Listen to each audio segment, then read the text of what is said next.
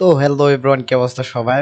তো আমি 3-4 দিন আগে একটা এন্ট্রি নিয়েছিলাম হচ্ছে 94,000 রাউন্ড নম্বর থেকে, ঠিক আছে? তো 3-4 দিন পর মার্কেট এখন রান করতেছে 79,000 রাউন্ড নম্বরে। তো বিটকয়েনে ভরপুর সেল হয়েছে। তো যেহেতু অতিরিক্ত সেল হয়েছে, বিটকয়েন মার্কেট ডাউন, ঠিক আছে, ভরপুর ডাউন। 79,000 রাউন্ড নম্বরে রানিং চলতেছে, ঠিক আছে। তো আমার এখানে প্রফিট চলতেছে $7,100 মতন প্লাস, ঠিক আছে। তো এটা আমার সেকেন্ড আইডি। তো দেখেন, এই ফরেক্স ট্রেডিংটা করে কি মজা।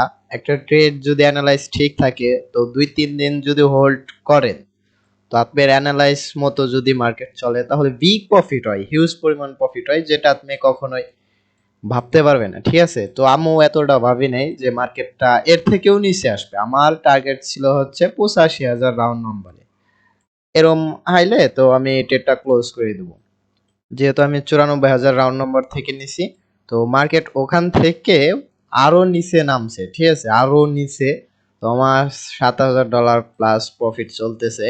মার্কেট বেশি সম্ভব আরটু নিচে যায়, পরে আপের দিকে পুশ করবে, ঠিক আছে।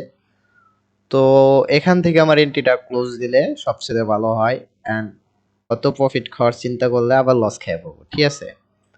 তো আমি ট্রেডটা কাইটে দেই। তো আমার 7,077 প্রফিট, ঠিক আছে, $7,077 প্রফিট নিয়ে আমি বের হয়েছি। 3 দিন ট্রেডটা রানিং চলছে, ঠিক আছে। 3 দিনে আমার $7,077 profit. Okay, thank you guys.